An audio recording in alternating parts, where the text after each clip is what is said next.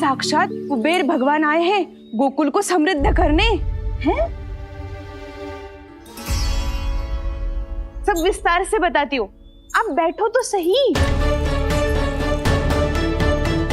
कुबेर महाराज, चलो जोड़ी बनाते हैं।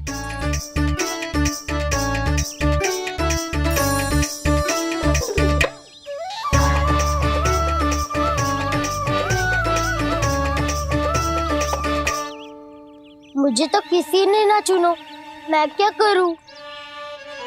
अरे सुबल, तुझे तो सबसे महत्वपूर्ण भूमिका निभानी है। जो भी उस चट्टान को छूकर तेरे पास सबसे पहले पहुंचेगा वो जीत जाएगा।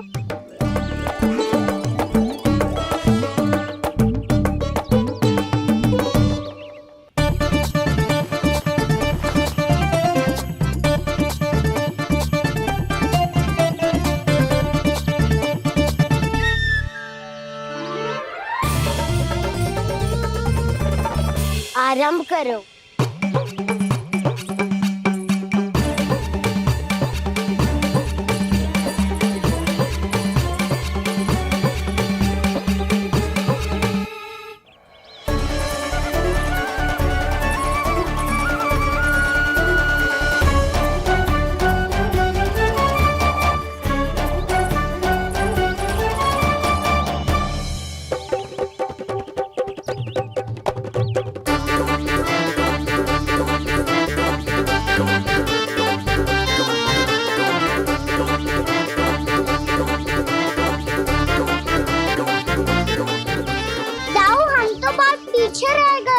चिंता मत करो कान्हा, दौड़ के आरंभ में ही सारी शक्ति लगाने से हारने की आशंका बढ़ जाती है।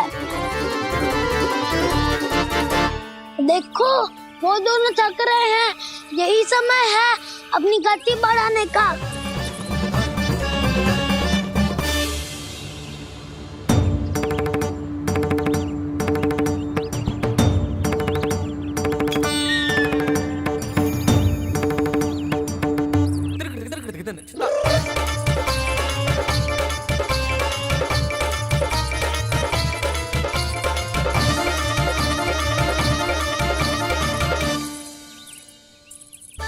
लो, हमारी जोड़ी सबसे पहले पहुंच गई।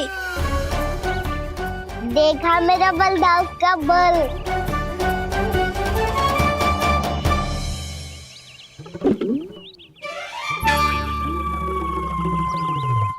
ताऊ, वो देखो।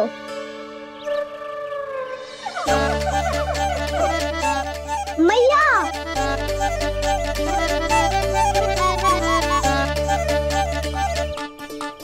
अपने परिवार या अपने सखाओं के साथ या किसी ऐसे व्यक्ति के साथ जिसे उसकी आवश्यकता हो बांट लेना चाहिए, ताकि सबके पास पर्याप्त हो और किसी को भी कछु कमी ना हो, किसी को वस्त्र के बिना रहना ना पड़े, भोजन के बिना सोना ना पड़े।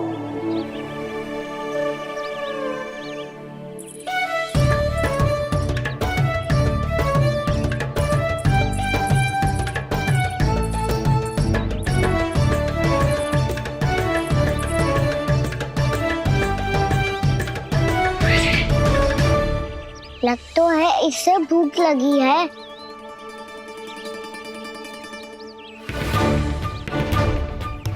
मेरी और क्या देख रहे हो? तुम्हारी पोटली में कुछ तो होगा, दे दो उसे। मेरे नैना मैया ने क्या की थी?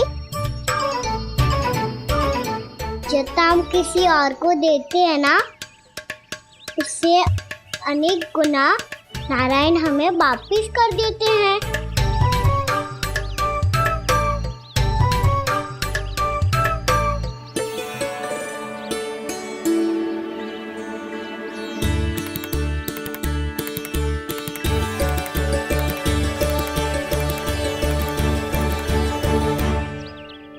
ओहो, अंतिम रोटी थी, पर वो तो मैं खा गो।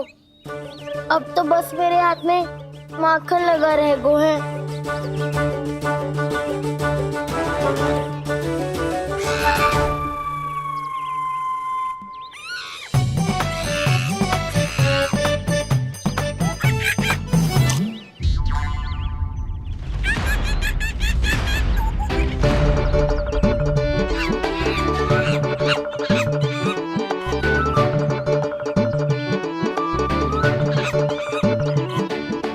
क्षमा करना सखा। तुम्हें देने के लिए मेरे पास कुछ नहीं है। अब आप ही बताओ, कोई 2 गुना मूल्य देगो तो हम शीघ्र ही धनवान बन जाएंगे कि ना? पर कोई 2 गुना मूल्य देगो ही क्यों? हो सकता है कि उनके पास अधिक धन हो, या उनकी तिजोरी में सामान आ रहा हो, या फिर उन्हें भलाई करने का रोग हो। हमें तो आम खाने से मतलब है ना नंदराज। गुटली किनके, हमें क्या लेना देना। मैंने तो निर्णय ले लिया है कि उसकी सिर्फ मान लोगी। बस नारायण को साक्षी मानकर जब प्रण ही तो लेना है कि सारा का सारा दूध, घी, माखन अब से केवल उन्हीं को देना है मैंने। बस इतनी मांग रखी उसने? हाँ, आपको विश्वास ना हो रहा हो तो गोकुल में किसी से भी पूछ लियो।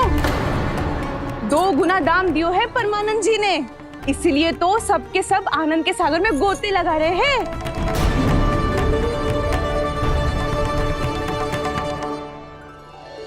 हे नारायण, सुनी है गांव वालों को 2 गुना लाभ हुआ है आज। पर मैं तो माखन बेच ही ना पाई, क्योंकि हाट जाने के लिए कोई साधन ही ना मिलो मुझे। ये नया माखन अभी अभी बनायो है मैंने। प्रतिदिन जो माखन निकालती हूँ सबसे पहले आपको चढ़ाती हूँ, ये सोचकर कि कभी तो आपकी कृपा होगी। पर जाने आपका आशीर्वाद कब मिलेगा मुझे, पर जाने कब आपका आशीर्वाद मिलेगा मुझे। यदि इस बार भी मेरा माखन बेकार हो गयो ना, तो सच्ची कह रही हूँ, कल से भोग में आपको कुछ भी ना चढ़ाऊंगी मैं। कल से भोग में आपको कुछ भी ना चढ़ाऊंगी मैं। कान्हा, मुस्कुरा क्यों रहे हो?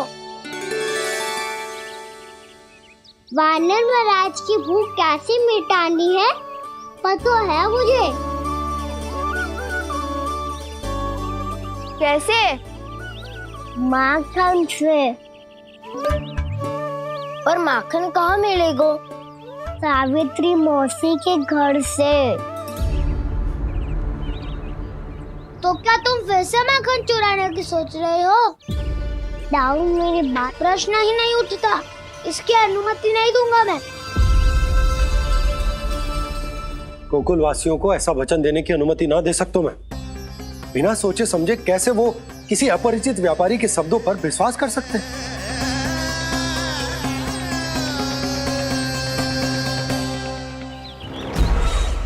महाराज, गोकुल वासियों को अब धन के जाल जंजाल में फंसने से कोई नहीं रोक सकता। महाराज, मैं धन का ऐसा स्वाद चखा कर आया हूँ कि नंद चाहे जितना प्रयास करे, अब कोई भी गोकुल वासी उसके हित वचन सुनेगा भी नहीं। महाराज, ये बहुत गंभीर बात है, हमें सभा बुलानी होगी यशोदा। जशोदा जी, आप भी कुछ कहो ना नंदराज से। जे अधिक ही सोच रहे, इतनी चिंता करने की कोई आवश्यकता ना है। आवश्यकता तो है। वैसे तो जब कोई लोभ के जाल में फंस जाता है तो उसका बाहर निकलना असंभव है, किंतु फिर भी अपनी दृष्टि चौकन्नी रखना और कान गोकुल में होने वाली हर हलचल पर, क्योंकि मैं नहीं चाहता उस छलिया विष्णु अवतार का कोई भी छल मेरे मार्ग का रोड़ा बन पाए। अवश्य महाराज।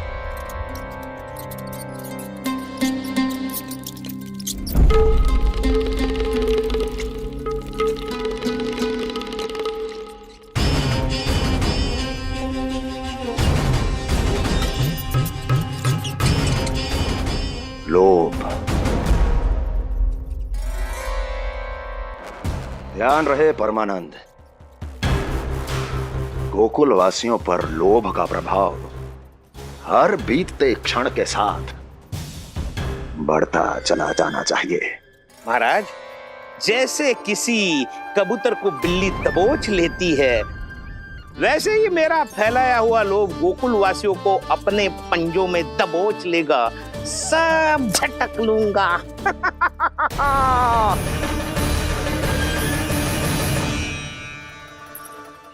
इससे पहले कि माखन पीला पड़ जाए, उसे आंच में तपाकर घी निकाल लेना चाहिए ना, तो पूरा का पूरा माखन बिगड़ जाता है।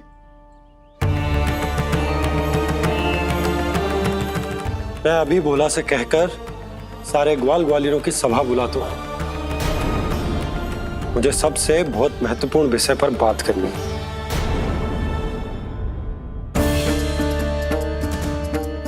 मति भ्रष्ट हो गई थी मेरी, जो यहाँ चली आई। अब कहीं ऐसा ना हो कि मेरा धनवान बनने का स्वप्न धरा का धरा रह जाए। सुलक्षणा, चिंता मत ही करो। अरे हम सबसे पहले तो वे अन्न के बारे में सोचते हैं। वे गोकुल वासियों को लोभ के फेर में कछु अनुचित ना करने देंगे। कहा ना मैंने, तुम्हें कुछ भी अनुचित करने नहीं दूंगा। दाऊ हूँ तुम्हारा। हाँ तो अनुचित बात करने देना दाऊ।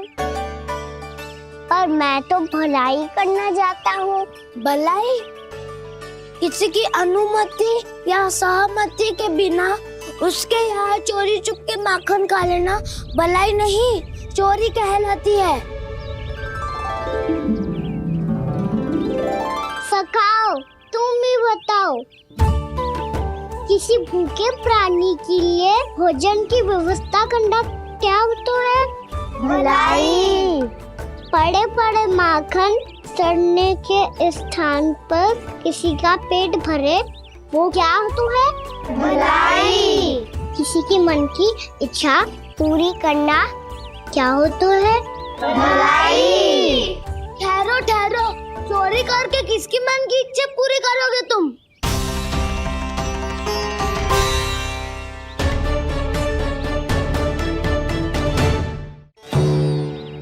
और किसकी दाऊ?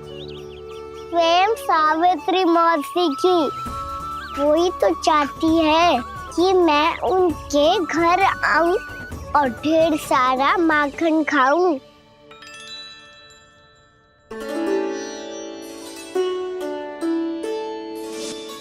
तो फिर अगला घर आपका।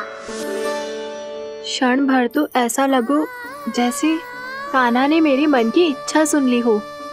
वैसे कितना अच्छा हो तो यदि सुन ही ले तो। तुम्हारे कहने का अर्थ है कि सावित्री मौसी चाहती थी कि तुम उनके घर भी जाओ, जैसे जानकी के घर गए थे। ये बात तो उन्होंने मैया के सामने भी कही थी कि मैं उनके घर जाऊं। ये तो उनका सौभाग्य होएगा। किसी का सौभाग्य बिगाड़ते इतने बुरे ना है हम। ये बात तो सही कही है। मुझे भी कुछ अनुचित ना लगता है इसमें। तुम तो सत्यवादी हो मधुमंगल, तुम्हें क्या लगता है? अब बोल भी दो, वानर महाराज भूखे हैं। वानर महाराज से अधिक भूखा तो मुझे तू लग रहे हो। यदि कान्हा सच्ची में जैसा वानर महाराज की भूख मिटाने के लिए और सावित्री मौसी की इच्छा पूरी करने के लिए कर रहा है, तो दादी के सीख के अनुसार मुझे इसमें कछु अनुचित ना लगता। पक्का हम सच में चोरी नहीं भलाई करने जा रहे हैं। सही कहा दाऊ। यदि भूखे असहाय वानर महाराज का पेट भरोगे तो इसका असली पुण्य तो सावित्री मौसी को ही मिलेगा। इसका अर्थ तो ये हुआ कि कान्हा सावित्री मौसी का घर माखन चुराने नहीं जाएगा, बल्कि उसे दुगना कर देगा। बात तो सही है, तो फिर मैं तुम्हें नहीं रोकूंगा।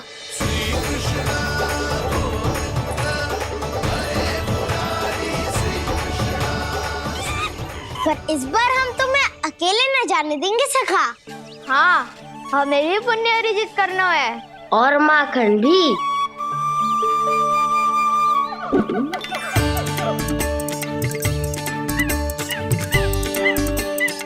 लगता है देव वानर महाराज भी हमारी पास है। तब तो ये सबको ये कला सिखानी पड़ेगी। सही कहा सका, अच्छे काम का प्रचार प्रसार तो होना ही चाहिए ना। तो ठीक है, सिखा दूंगा और हमारी टोली कहलाएगी शौर्य विद्या प्रसारण टोली। और कान्हा तू बन जाइयो इसका अध्यक्ष और दाऊ बनेंगे उपाध्यक्ष। मुझे स्वीकार है। शौर्य विद्या प्रसारण टोली की जय! शौर्य विद्या प्रसारण टोली की जय! और सुनो क्या करना है और कैसे।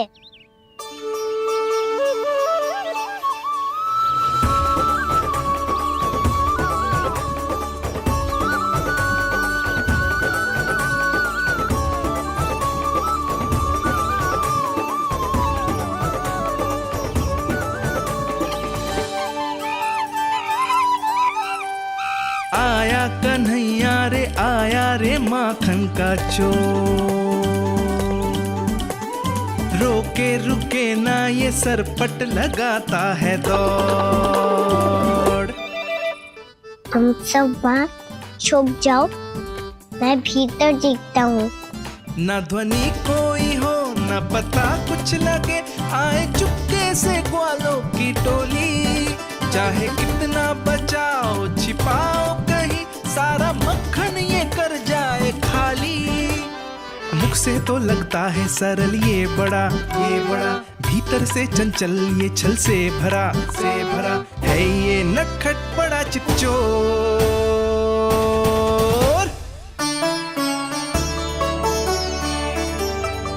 इतनी ऊपर टांग रही हो मौसी। कान्हा सच में आ गयो तो मैं तो धन्य हो जाऊंगी।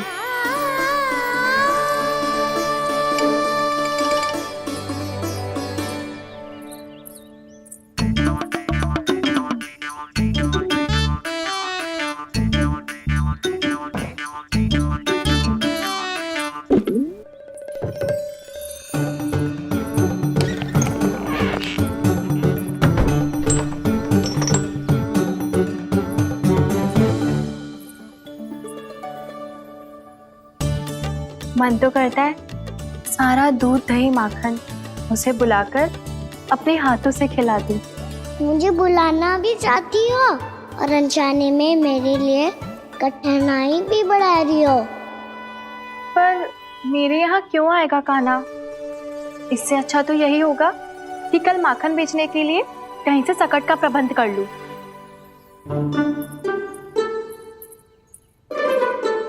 छुप जाओ छुप जाओ।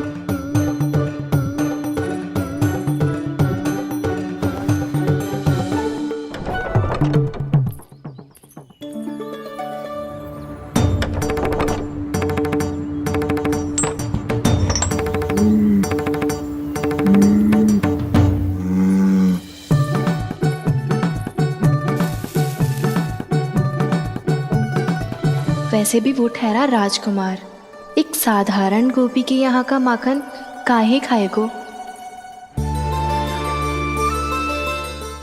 तू भी बावली हो गई है सावित्री।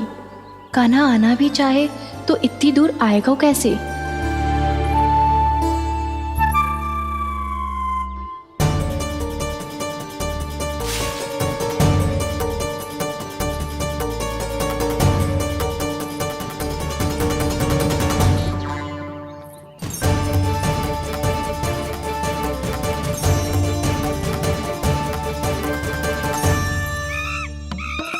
ओ मैया,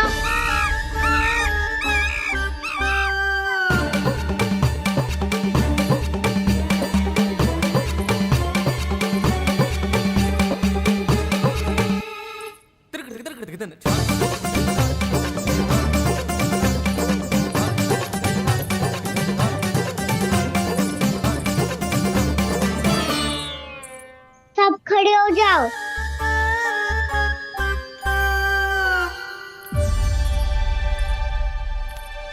सच्ची मैं भी कितनी बावली हो गई हूँ ना। जब नंदभवन की ओर जा ही रही हूँ तो कान्हा के लिए थोड़ा सा माखन ले जाती हूँ।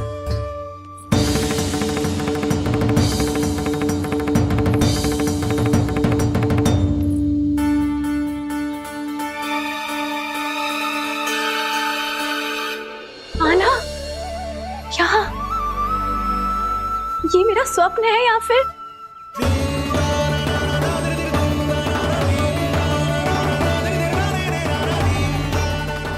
ये सारे बालक यहाँ क्या कर रहे हैं कान्हा के साथ? क्या जानकी सत्य कह रही थी? कान्हा यहाँ पर माखन चुराने आया है। मुझे स्वयं जाके इसे माखन खिलाना चाहिए। चलो, सावित्री मौसी के वापस लौटने से पहले मैं कार्य समाप्त करके वापस भी जानू है। कोई पकड़ी मत जाना।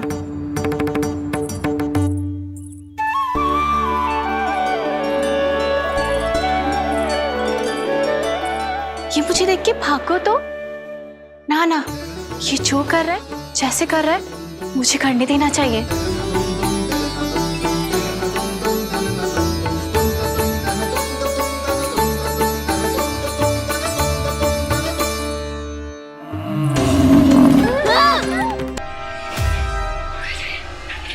हे नारायण मैया, तुम सब डर क्यों गए? कोई भी तो नहीं है यहाँ। पर वो तो है, सावित्री मासी का रक्षक बलदार।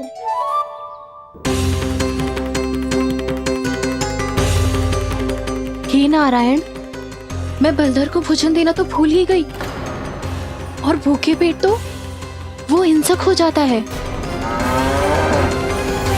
कान्हा, तूने सुना है ना कैसे सींग घुमा के और लाते उठा उठा के मारता है?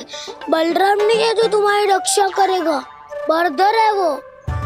बहुत कथाएं सुनी है इसके क्रोधित स्वभाव की, पर अपनी आंखों से ना देख लो। चल खाना, लौट चल।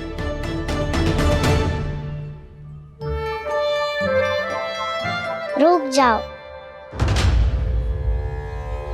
चिंता की आवश्यकता ना है। हम पे क्रोध ना करेगो ये।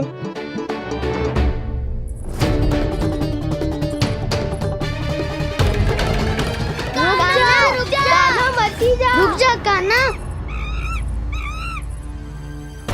रुक जा कान्हा, लौट जाना।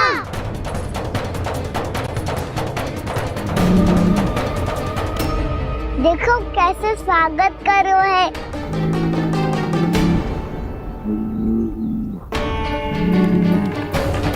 व्यर्थ ही भयभीत हो तुम सब।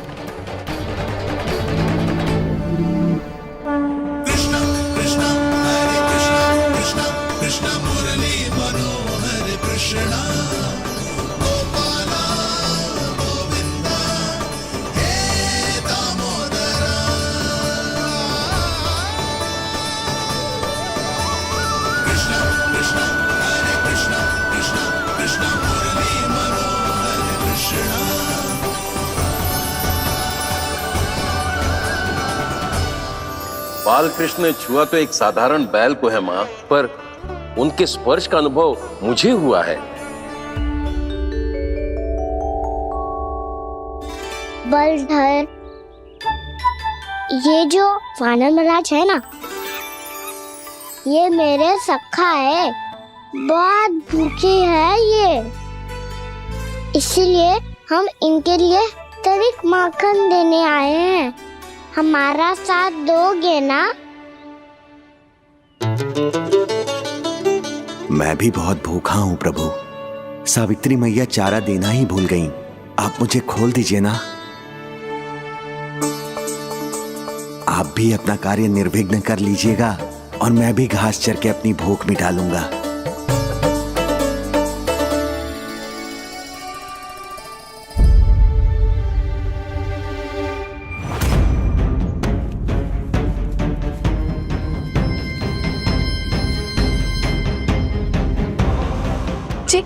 क्या कर रहे हो जी? कान्हा पावला हो गया हो क्या? मती कोल कान्हा, जे सीधा हमारी ओर आएगो और अपनी सींगों से उड़ा के चला जाएगो।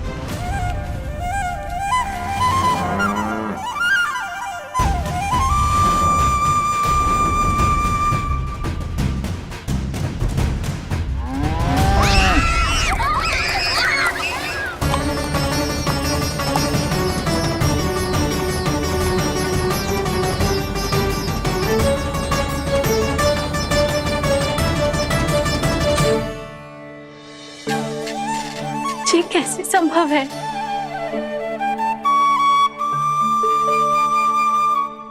अब खड़े खड़े देखते ही रहोगे? भीतर चलना है कि ना? तूने तो बलधर को भी अपनी टोली में मिला लियो का ना? मैया कहती है मैं बात विशेष हूँ, तो अब विशेषता दिखानी तो पड़ेगी। चौर्य विद्या प्रसारण टोली का अध्यक्ष हूँ मैं।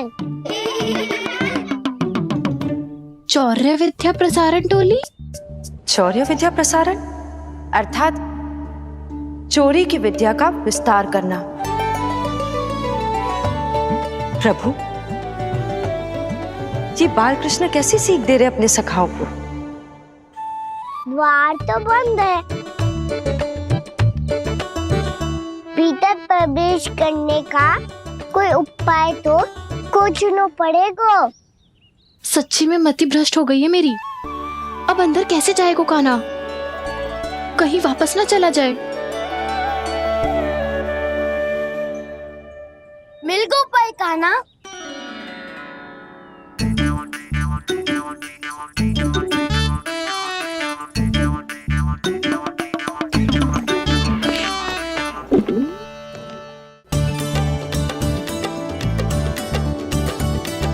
चलो भीतर प्रवेश करते हैं। रुको, सीधे प्रवेश ना करते, पहले जांच पड़ताल करते हैं कि भीतर कोई है कि ना। पर सावित्री मौसी को तो हमने बाहर जाते देखा था, और कौन हो सकता है भीतर?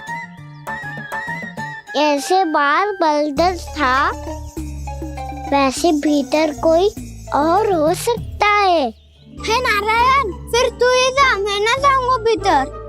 माखन चुराना भी सरल ना है, सिर तक रहना पड़ता है। माता यशोदा यदि ये सब देख लें तो उनके मन को कितना दुख पहुंचेगा।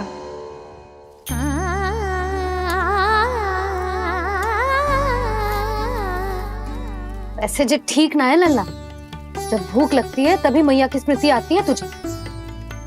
आज खेल के इतने शीघ्र कैसे आ गो तू? देख लल्ला, मैया तेरे लिए क्या बना रही है। सूजी का हलवा।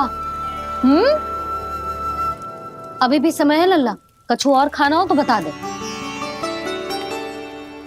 कान्हा तो बाहर गए हुए खेलने, यशोदा किससे बातें कर रही? अब ऐसे मूर्ति बन के क्या खड़ा है? कछु बोलेगा भी? नंदराज जी,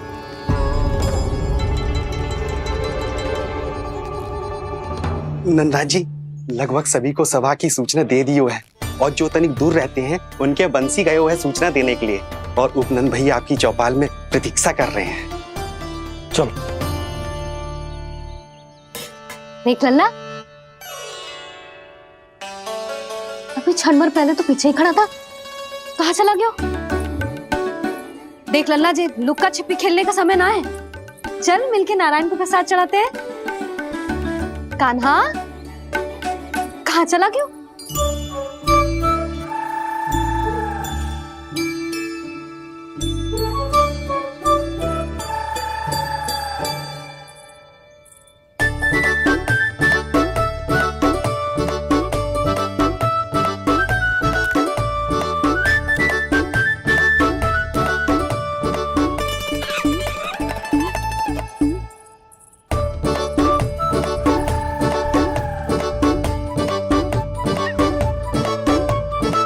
पशुओं से तो ऐसे बात कर रहे हो जैसे इनकी भाषा समझते हो।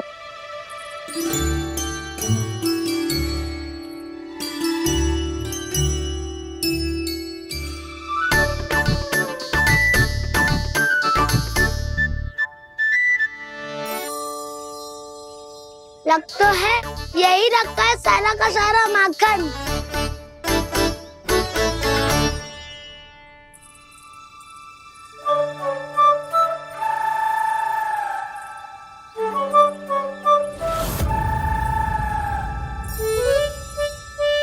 कान्हा, मुझे प्रयास करने दे, मैं आसानी से कर लूंगा।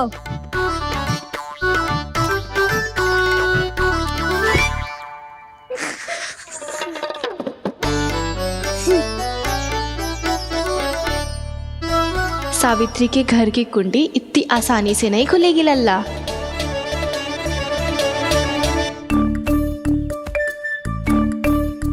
कहा तो मैं ही तोड़ दूं द्वार। ना ना, चिंता मत कर काना, पीछे मुड़ के देख, सारा का सारा माखन ऊपर ही तो लटक रहो है। कोई लाभ ना हो तो दाऊ, माखन तो वो रो।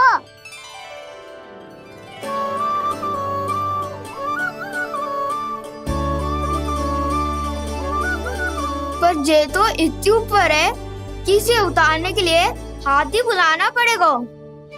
तो क्या अब हमें माखन ना मिलेगा?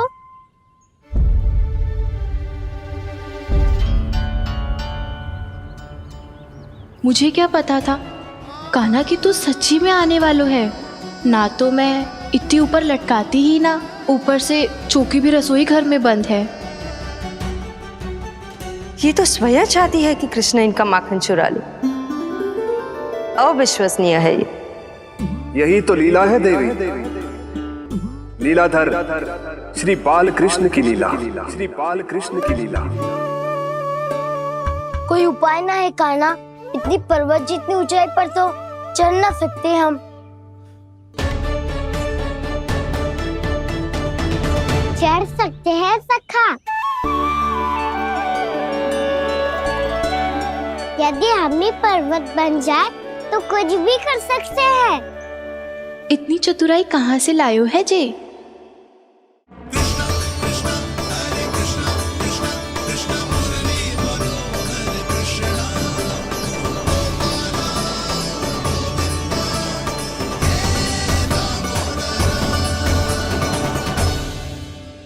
सबसे ऊपर कौन चढ़ेगा?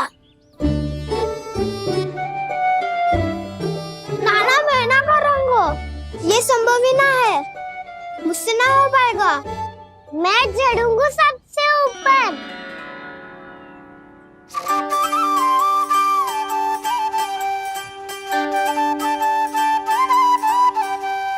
आया कन्हैया रे आया रे माखन का चोर, न ध्वनि कोई हो न पता कुछ लगे, आए चुपके से ग्वालों की टोली। चाहे कितना बचाओ छिपाओ कहीं, सारा मक्खन ये कर जाए खाली। मुख से तो लगता है सरल ये बड़ा भीतर से चंचल ये छल से भरा है ये नटखट बड़ा चिपचोर।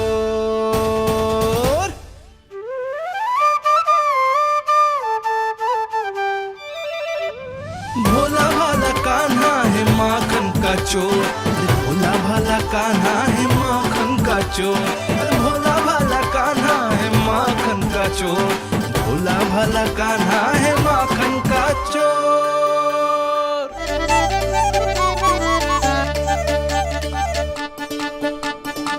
कान्हा की योजना सफल हुई, माखन मिल गयो। तैयार हो सब? तो लो फिर। अब खाएगो जे मेरा माखन।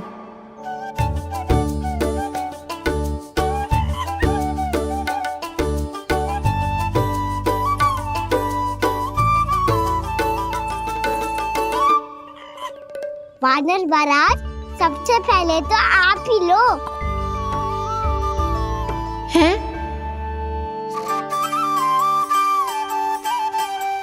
जिसकी जीभ अधिक लपलपाए वही सबसे पहले माखन खाए।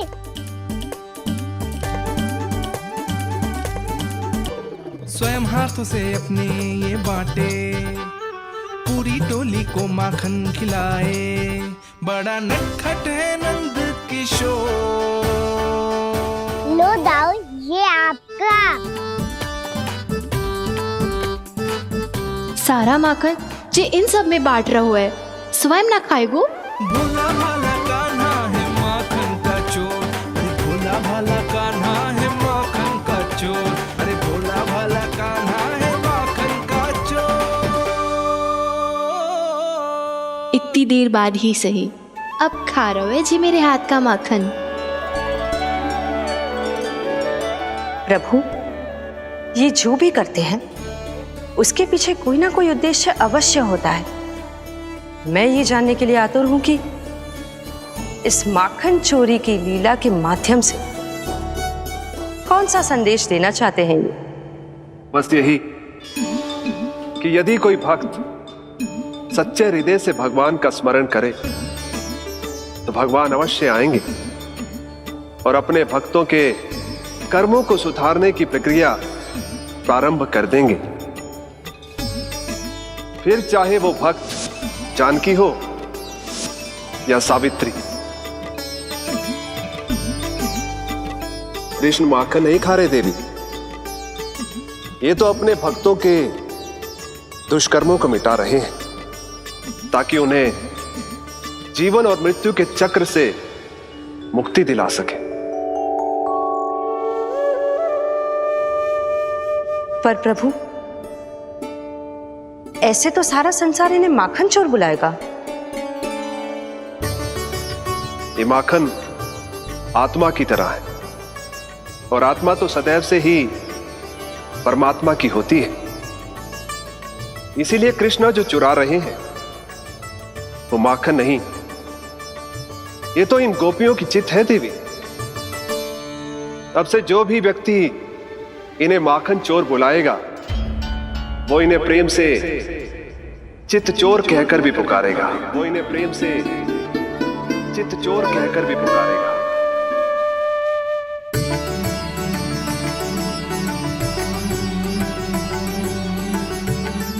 सही कहा आपने प्रभु, चित्चोर तो है ये।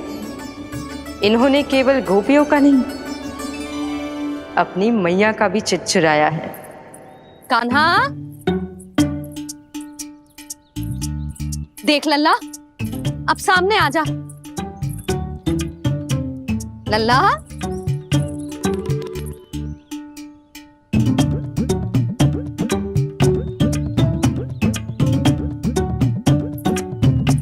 मुझे पतो है तू खम्बे के पीछे छुपो है। बाहर निकल।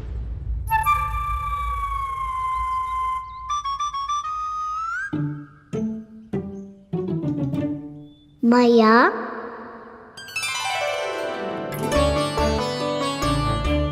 रुक लल्ला,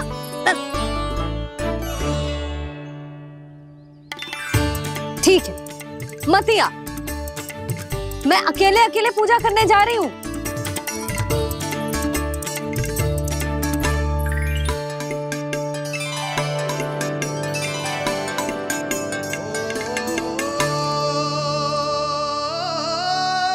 बस ऐसे ही पहले अपनी मैया को सताया कर और फिर अपनी जे निर्दोष सी मुस्कान से मेरा मन मोह लिया कर।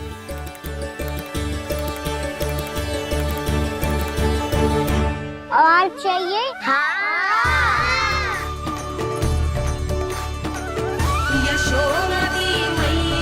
ये तो फिर से माखन बांट रहा है। इसका इतना साहस! यदि यही सब करना तो मुझसे आज्ञा क्यों नहीं ली? मैं अपने हाथों से बहुत प्रेम से खिलाती, पर ये तो चोरी कर रहा है। इसकी आज्ञा ना दे सकती मैं। मेरा माखन व्यर्थ में सब में बांटने चलू है।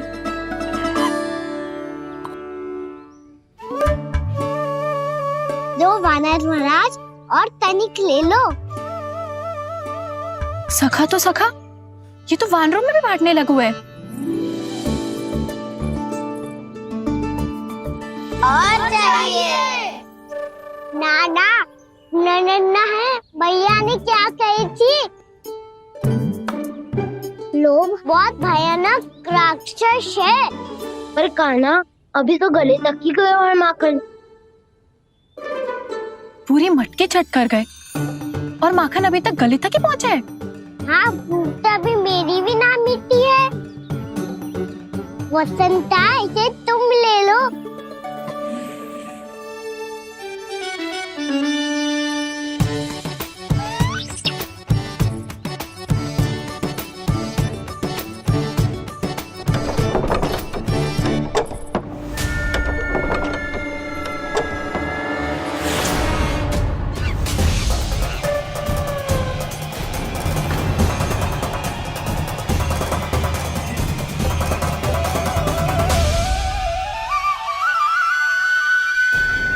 हिना लोग बहुत भयानक राक्षस हैं। ये अच्छी बात ना है कान्हा। अभी चल के यशोदा जी को बताती हूँ।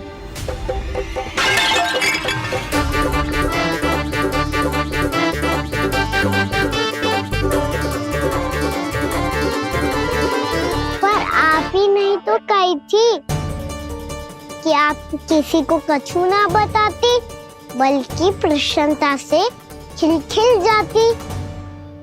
जानकी के स्थान पर यदि कान्हा ने मेरे हाथ का माखन खाया हो तो मैं किसी को कुछ ना बताती, बल्कि प्रसन्नता से खिलखिल जाती। मैं तो मन में सोच रही थी, मुंह से बोल दिया था क्या? सच्ची बात तो ये है मौसी, ये मानव महाराज पूछे थे, इसीलिए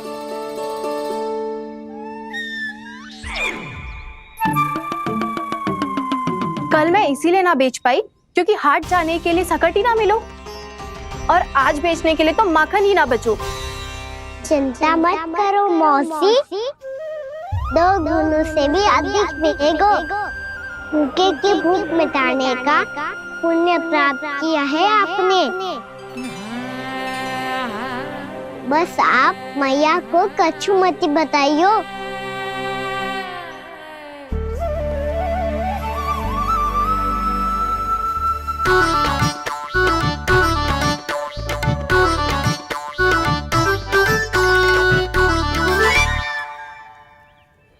वैसे भी भूखे की सहायता करके मैं अच्छा कार्य ही तो कर रहा था, है ना? कान्हा, मौसी अब सब गए, मैं भी जाऊं? किसकी भलाई कर दे कब किस बहाने, कान्हा की लीला तो कान्हा ही जाने। भाग्यो,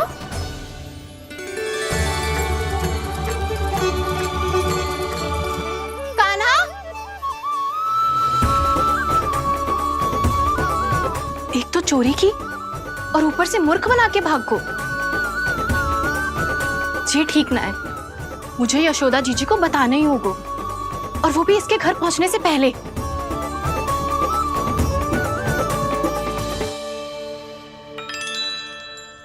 अरे पल्लू मत खींच, तनिक रुक जा, दे रही हूँ, पूजा तो करने दे।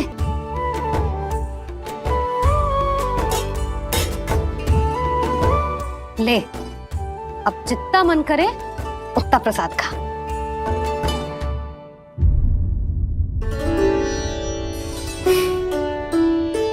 या तो मैं सच्ची बावली हो गई हूँ कि मुझे हर समय कान्हा दिखता रहता है, या फिर मेरा लल्ला कुछ अधिक ही विशेष है कि मेरे साथ ना होके भी सदैव अपनी मैया के साथ ही रहता है।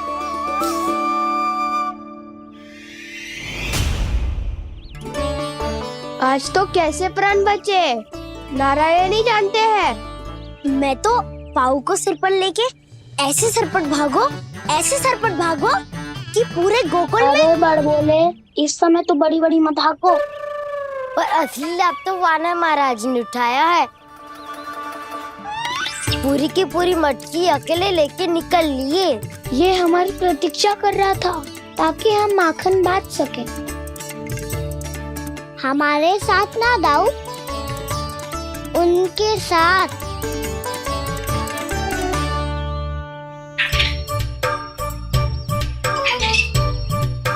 मैं समझ गो कान्हा, एक ना सभी जानवरों की भूख मिट जाए, इसलिए गया था तू सावित्री मौसी के यहाँ माखन चुराने। इससे पहले कि वो हमारे यहाँ पहुँच जाए, हमें घर पहुँचना होगा दाऊ, चाहे कछु हो जाए, पर देरी ना होनी चाहिए। इससे पहले के बहुत समय बीत जाए, हमें ये समझना होगा कि लोभ आदमी की बुद्धि को भ्रष्ट कर दे, तो हमारे सोचने समझने की क्षमता को नष्ट कर दे। तो बहुत समय पहले की बात, एक साधु था, वो सुनसान घने जंगल में रहकर साधना करता था। ब्रह्म ज्ञान को प्राप्त करने ही वाला था कि अचानक से एक दिन उसे एक सुनहरी बिल्ली दिखाई थी। उसने उसे देखो तो सोचो कि ये तो बहुत सुंदर है, इसे तो मेरे पास रहना चाहिए, और उसने उस बिल्ली को अपने पास रख लिया। फिर उसने सोचो कि इसे तो दूध की आवश्यकता होगी और उसके लिए गाय की, तो उसने एक गाय भी रख ली। अब गाय को चारे की आवश्यकता होगी और चारे के लिए भूमि की। नारायण की कृपा से भूमि का प्रबंध भी हो गयो। अब भूमि को जोतनो है, चारा उगानो है, चारा काटनो है और उसे गाय को खिलानो है। गाय को खिला के उसे दूध निकालनो है और दूध निकाल के बिल्ली को पिलानो है। कार्य बढ़ गो। अब उसे लगो कि सहायता के लिए 2 जोड़ी हाथ और होने चाहिए, तो उसने विवाह भी कर लियो। कुछ समय बीतो और संतान हो गई और उसे एक बड़े घर की आवश्यकता अनुभव हुई। इसी प्रकार धीरे धीरे लोभ ने उसे अपनी छाया में ले लिया और वो नारायण की साधना कर ब्रह्म ज्ञान को पाने के अपने परम लक्ष्य को भूल गो। फिर अनेक वर्ष बीतने के पश्चात उसकी अपने गुरु से भेंट हुई। पहले तो उन्होंने उसे पहचाना नहीं और पहचानो तो उनने कही कि एक बार, बस एक बार अपने कर्तव्य से भटका था तू, और देख कैसे देखते ही देखते लोभ के जंजाल में गहरे ही गहरे धंसता चला गया। सोचो कहीं उस व्यापारी को धन के लोभ में अपना वचन देकर आप सब भी जे ही भूल तो ना करने जा रहे। परिवार, घर द्वार, भोजन, सुख शांति जीने के लिए आवश्यक जिस सब कुछ तो है आपके पास। इसीलिए मुझे चिंता हो रही कि जिस प्रकार उस साधु ने ब्रह्म ज्ञान प्राप्ति का अवसर गवा दिया था, आप सब भी इस लोभ में आकर अपना सुख चैन ना गवा दो।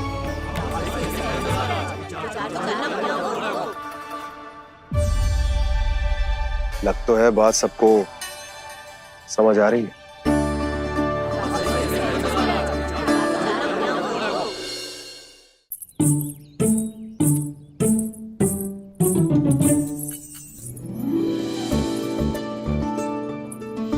भाभी आसानी से ना मिलने देंगी कान्हा से, पर उसे देखे बिना रहा भी तो ना जा रहे हो मुझसे। कहाँ है वो? मुझ पे बहुत क्रोध है उन्हें। इतने शीघ्र शांत ना होगा, उन्हें मनाना तो पड़ेगा ताकि मैं नंद भवन में फिर से बिना किसी रोक टोक के आ जा सकूं। पर क्या बोलूं, कैसे मनाऊं उन्हें?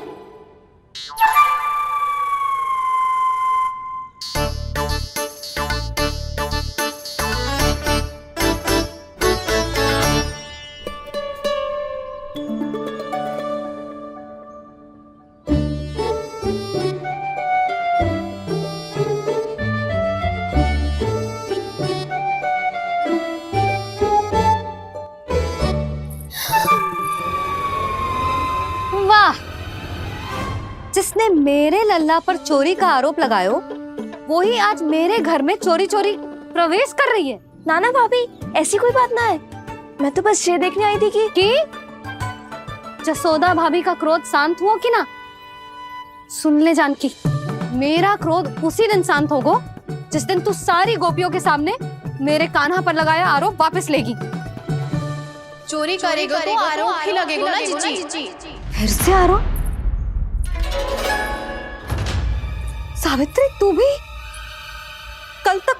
कल तक मुझे ये थोड़ी पता था जीजी कि आपका कान्हा सच्ची में माखन चोरी में पारंगत है। आशा करता हूं कि आप सभी को नंदराज का विचार और संदेश सही से समझ आगो होगो।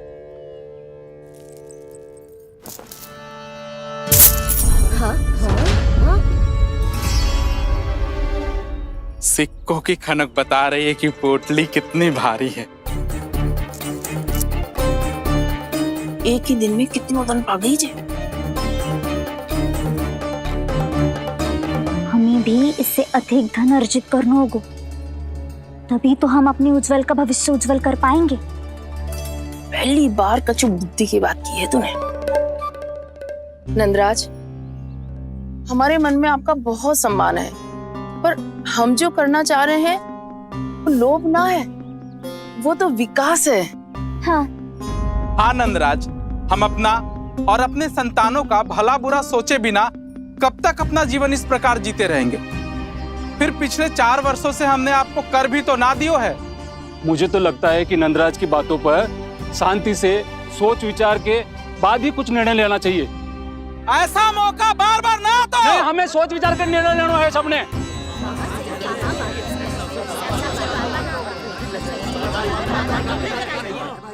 चोरी में पारंगत? हाँ जीजी, उसने टोली बनाई है और उसका नाम भी रखा है चौर्य विद्या प्रसारण टोली, और आपका कान्हा उसका अध्यक्ष है। अच्छा, तो कान्हा पूरी टोली लेकर आया था चोरी करने तेरे घर? और नहीं तो क्या। पर एक बात बताऊं जीजी, मेरे बलदर को देखकर किसी का साहस ना हुआ भीतर जाने का, पर आपका कान्हा इतना साहसी है कि बिना भयभीत हुए इतने भयंकर बैल के निकट चले गए। सच्ची? और तेरे रक्षक बैल ने कुछ ना किया उसे? है ना अचरज की बात। क्रोध के स्थान पर वो तो उसके सामने ऐसे झुक गया जैसे कि प्रणाम कर रहा है। और जीजी, आपका कान्हा साहसी ही ना, बहुत चतुर भी है। मैंने मटकियां बहुत ऊपर लटकाई थी, पर बताओ कि बिना चौकी के मटकी को नीचे उतारने का उपाय किसने ढूंढा? किसने?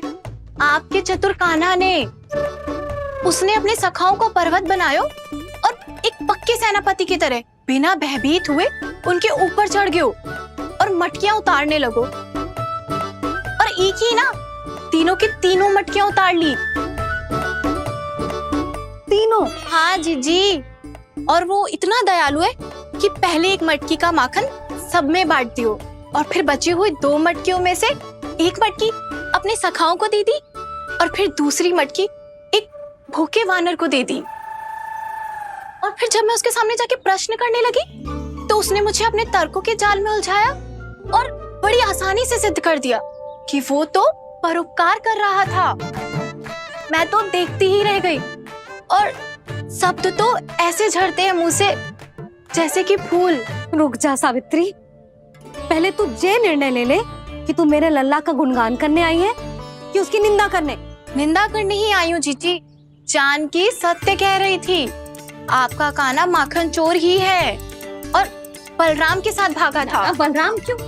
वो तो साक्षात गरुड़ देव की पीठ पे बैठ के उड़ के आयो है, तभी तो तुझसे बहुत पहले आके यहाँ बैठ गओ ना।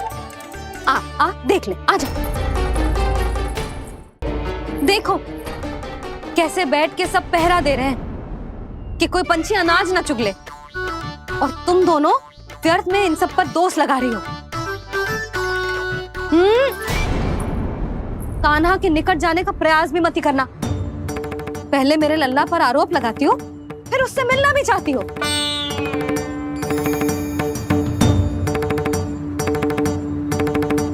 पर जीजी चोरी? अरे उसे तो चोरी का अर्थ भी ना पता होगा। तुम दोनों को नारायण का भय भी ना है क्या? हाँ, मेरे लल्ला पर आरोप लगाने से पहले तुम दोनों को लज्जा ना आई? हे नारायण, अब आप ही बताओ मैं क्या करूं। लग तो है किसी की घोर दृष्टि लगी है कि बार बार मेरे लल्ला पर आरोप लगते हैं। किसी की क्या, तुम दोनों की दृष्टि लगी है। या तो तुम दोनों मनगढ़ंत कथाओं को सत्य बताना छोड़ दो, या फिर कृपा करके मेरे घर आना बंद कर दो।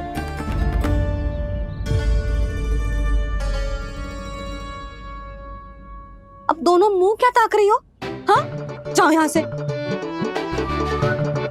और तुम दोनों नंद जी की सभा में क्यों ना गई?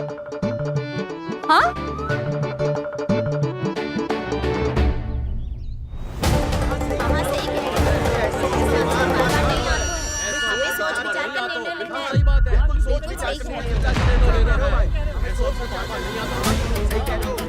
जी कौन?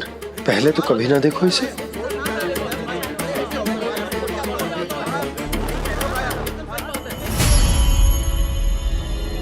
कहाँ को? बस करो।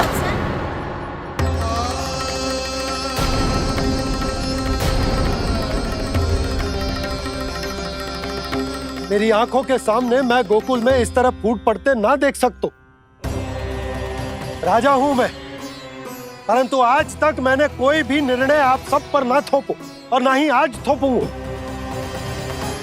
मुझे पता है आप सबके पास कल सूर्यास्त तक को समय है, इसीलिए मेरी विनती है कि आप घर जाकर रात्रि को इस बात पर पुनः विचार अवश्य कीजिएगा। सोचिएगा कि कोई भी व्यापारी अविश्वसनीय रूप से सस्ता क्रय विक्रय क्यों करेगा जब तक कि उसका कोई छुपा हुआ लाभ ना हो। हमें सोचना होगा कि कहीं हम उसके बिछाए जाल में फंस तो ना रहे।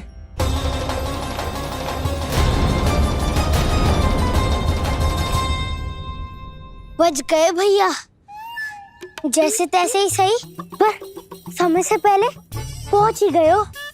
सावित्री मौसी कनेक सी बात को इतना बड़ा चढ़ा के बोल रही थी जितना उज्जवल भी ना बोलतो।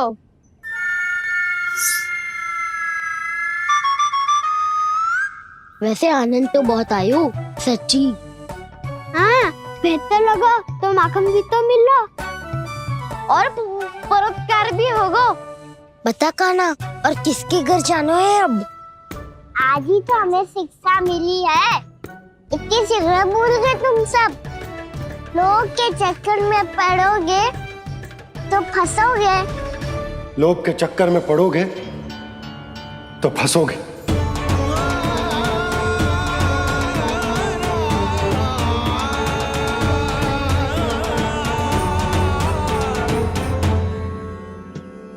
चोर चोर कह रही है मेरे निर्दोष से बालक को। अब तो इन दोनों ने अति ही कर दी है।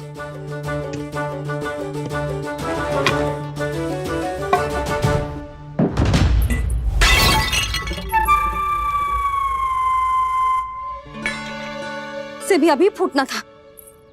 वैसे ही मैं इतनी चिंतित हूं। कैसे समझाऊं इन गांव वालों को?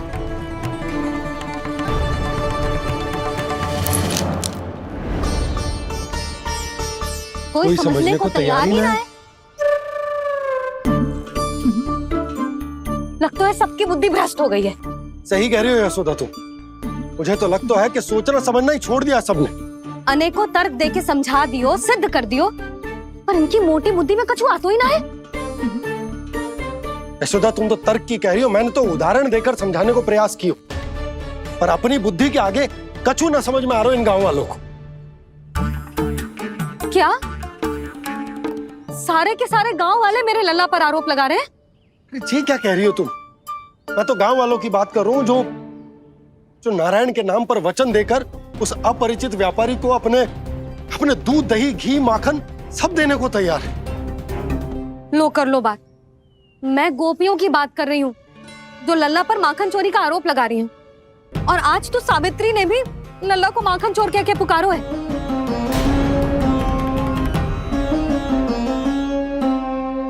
सावधान यशोदा, कहीं बड़ा होकर माखन चोर ना बन जाइए। अच्छा, ये सब आप छोड़ो। स्त्रियों की बात है, मैं संभाल लूंगी। आप ये बताओ सभा में क्या हुआ? गोकुल में फूट पड़ गई यशोदा, लोभ की फूट।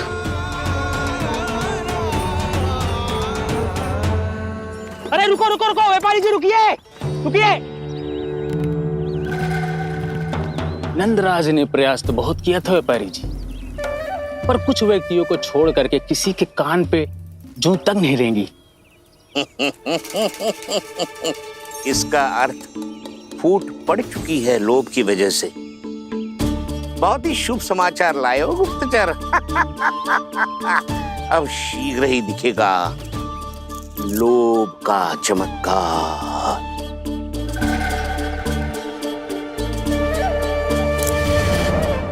लोभ से बचने को जो पाठ हम कान्हा को पढ़ा रहे थे ना, आज वही पाठ मैं इन गांव वालों को समझाने में असमर्थ रहा।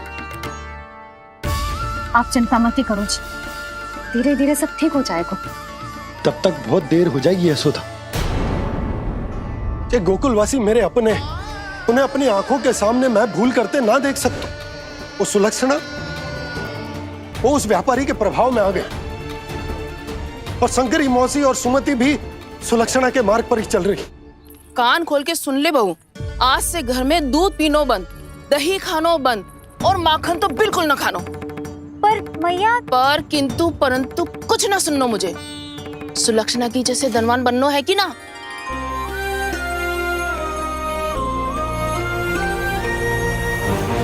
तो फिर जैसा मैं कहती हूँ वैसा कर, तभी तो अधिक से अधिक दूध दही माखन बेचकर अधिक से अधिक धन अर्जित कर पाएंगे हम। सुलक्षणा को उस व्यापारी की तरह धनवान बनना है और शंकरी मौसी को सुलक्षणा की तरह। ऐसे तो पूरा गांव ही लोभ में पड़कर कल उस व्यापारी के पास पहुंच जाएगा। अब तो फिर स्त्रियों को मुझे अपने ढंग से समझाना पड़ेगा। अब गोकुल वासियों को चाहे कोई भी कितना भी समझा ले, बुझा ले, ज्ञान बांटे, उन्हें केवल एक ही भाषा समझ में आएगी, लोभ की भाषा। लगता है आपके पास बहुत उत्तम योजना है व्यापारी जी। सब झटक लूंगा।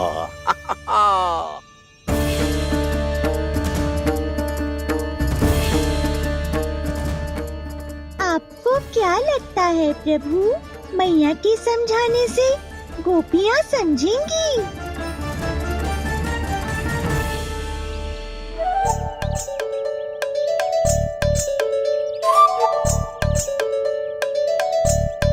कान्हा, और कितनी प्रतीक्षा करवाएगो? अब बता भी दे, माखन चुराने किसके घर जाना है? इतना आसान ना है निर्णय करना, समय लगता है, सोच विचार करना पड़ता है। पर ये निर्णय किया कैसे जाए पता है मुझे। लगता है ये निर्णय करना पड़ेगा कि बचना कैसे है।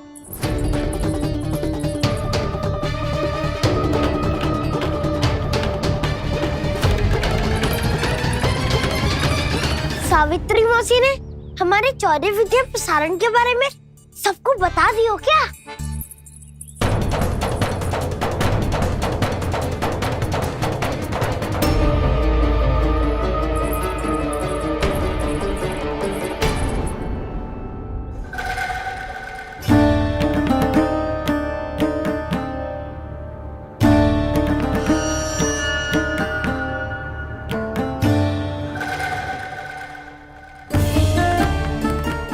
शीघ्र आओ, छोटी माँ बुला रही है।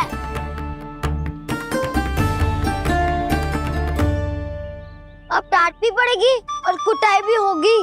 चौरी विद्या प्रसारण कल ही आरंभ हुआ था और आज ही समाप्त हो जाएगा। सब इतने गंभीर क्यों है आज? गंभीर तो होंगे ही ना दाऊ, क्योंकि मैया आज अच्छा वाला पाठ पढ़ाने वाली है।